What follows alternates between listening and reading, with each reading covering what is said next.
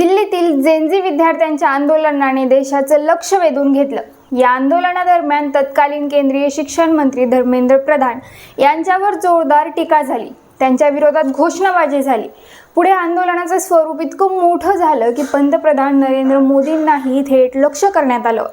काही ठिकाणी मोदींविरोधी पोस्टर्स झळकवण्यात आले, तर त्यांच्या प्रतिकात्मक अर्थीचे व्हिडिओही समोर आले।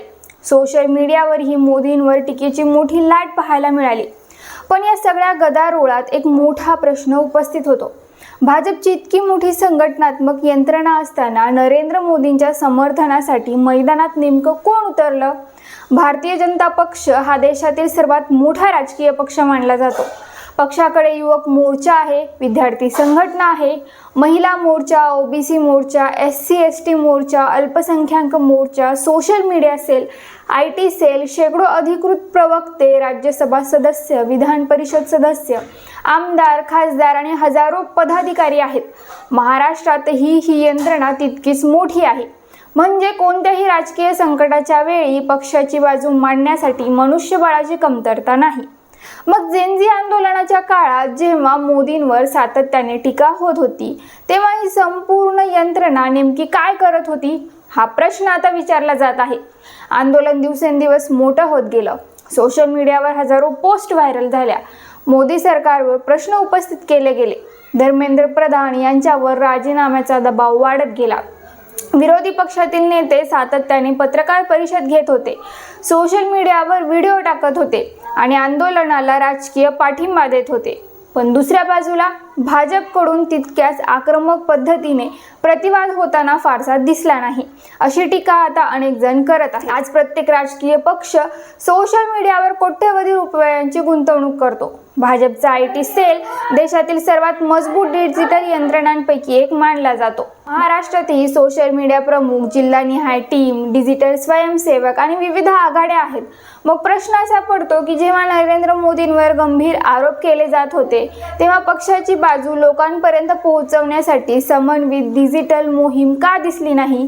आंदोलनात मांडल्या जाणाऱ्या आरोपांना उत्तर देण्यासाठी माहितीपूर्ण व्हिडिओ, पत्रकार परिषद, युवकांशी संवाद किंवा मोठ्या प्रमाणावर सोशल मीडिया कॅम्पेन का राबवले गेले नाहीत? याच ठिकाणी भाजपच्या युवा मोर्चाकडेही प्रश्नचिन्ह उपस्थित होतं। जर आंदोलन विद्यार्थ्यांचं होतं, तर भाजपचा युवा मोर्चा कुठे होता? विद्यार्थी संघटनांशी संवाद साधणं, सरकारची भूमिका स्पष्ट करणं, पत्रकार परिषद घेणं, सोशल मीडियावर युवकांपर्यंत पोहोचणं किंवा कॉलेज स्तरावर संवाद कार्यक्रम आयोजित करणं शक्य नव्हतं का? महाराष्ट्रात भाजप युवा मोर्चाची मोठी संघटना आहे। अनेक जिल्ह्यांमध्ये प्रभावी पदाधिकारी आहेत। उदाहरणार्थ कोल्हापूरमध्ये भाजप युवा मोर्चाचे अध्यक्ष कृष्णराज महाडिक सोशल मीडियावर सक्रिय चेहरा म्हणून ओळखले जातात। त्यांचे रील्स, व्हिडिओ आणि डिजिटल उपस्थिती मोठी आहे। मग जेनझी आंदोलनाच्या काळात मोदी सरकारची बाजू मांडण्यासाठी किंवा आंदोलनात होत असलेल्या आरोपांना उत्तर देण्यासाठी त्यांच्या नेतृत्वाखाली एखादी व्यापक सोशल मीडिया मोहीम का दिसली नाही, असा प्रश्न आता काही कार्यकर्ते उपस्थित करत आहेत। हा प्रश्न केवळ कृष्णराज महाडिक यांच्या पुरता मर्यादित नाही। हा प्रश्न संपूर्ण युवा मोर्चाबाबत आहे। एवढी मोठी संघटना त्या काळात नेमकी काय करत होती? याचबरोबर पक्षाच्या प्रवक्त्यांचाही विचार करावा लागेल। भाजपने राज्य आणि राष्ट्रीय पातळीवर अनेक प्रवक्त्यांना संधी दिली आहे। त्यांचं काम म्हणजे माध्यमांमध्ये पक्षाची बाजू मांडणं, विरोधकांच्या आरोपांना उत्तर देणं आणि जनतेपर्यंत सरकारची भूमिका पोहोचवणं। मात्र जेनझी आंदोलनादरम्यान काही अपवाद वगळता अनेक प्रवक्ते तुलनेने कमी आक्रमक दिसल्याची चर्चा झाली। अर्थात काही प्रवक्त्यांनी माध्यमांमध्ये भूमिका मांडली, मात्र संपूर्ण प्रवक्ता यंत्रणा एकाच वेळी सक्रिय झाल्याचं चित्र फारसं दिसलं नाही, अशी टीका होत आहे। आता महाराष्ट्रातील काही वरिष्ठ नेत्यांकडे पाहूया। भाजपने अनेक नेत्यांना विधान परिषद, राज्यसभा आणि विविध महत्त्वाच्या पदांवर संधी दिली आहे। या नेत्यांकडे स्वतःची मोठी टीम, सोशल मीडिया यंत्रणा आणि कार्यकर्त्यांचे जाळे आहे। त्यामुळे राष्ट्रीय पातळीवर एवढा मोठा वाद सुरू असताना या नेत्यांनी पक्षाची भूमिका किती प्रभावीपणे मांडली, हा प्रश्न उपस्थित होतो।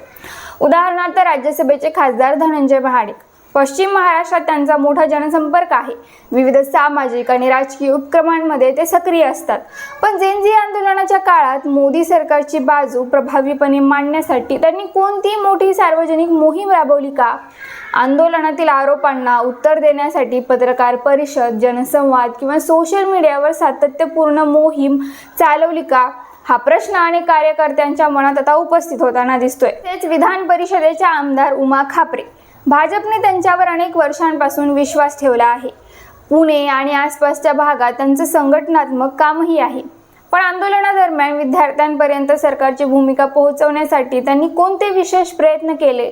त्यांच्या अधिकृत सोशल मीडिया माध्यमांवर या विषयावर सातत्याने पक्षाची बाजू किती वेळा मांडली गेली, यावरही आता चर्चा होत आहे. राज्यसभेचे खासदार अजित गोपछडे यांच्याबाबतही असाच प्रश्न उपस्थित होतो. भाजपने त्यांना राज्यसभेवर संधी दिली. संघटनात्मक अनुभवही त्यांच्याकडे आहे.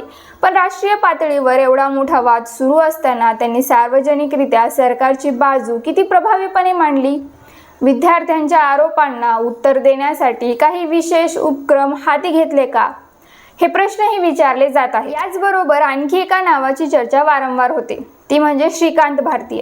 पक्षात संघटनात्मक पातळीवर महत्त्वाची भूमिका बजावणारे श्रीकांत भारतीय यांच्याकडे मोठी सोशल मीडिया टीम आणि कार्यकर्त्यांचं नेटवर्क असल्याचं मानलं जातं. पण जेन झी आंदोलनाच्या काळात त्यांनी मोदी सरकारची बाजू प्रभावीपणे मांडण्यासाठी कोणती ठोस जनजागृती मोहीम उभी केली? सोशल मीडियावर पक्षाचा नॅरेटिव्ह मजबूत करण्यासाठी काय प्रयत्न केले? हा प्रश्नही उपस्थित केला जात आहे. याचा अर्थ असा नाही की या सर्व नेत्यांनी काहीच काम केलं नाही. प्रत्येक नेता आपल्या पद्धतीने काम करत असतो. मात्र जेन झी आंदोलनासारख्या राष्ट्रीय पातळीवरील मोठ्या वादाच्या वेळी त्यांच्या सार्वजनिक भूमिकेची तीव्रता अपेक्षेपेक्षा कमी दिसली का?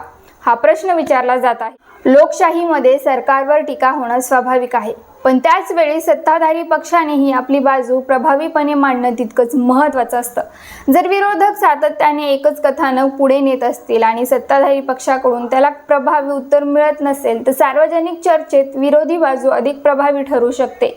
राजकीय रणनीतीमध्ये यालाच नॅरेटिव्ह बॅटल म्हटलं जातं. धर्मेंद्र प्रधान यांच्या राजीनाम्यानंतर आंदोलनाला आणखी मोठी प्रसिद्धी मिळाली.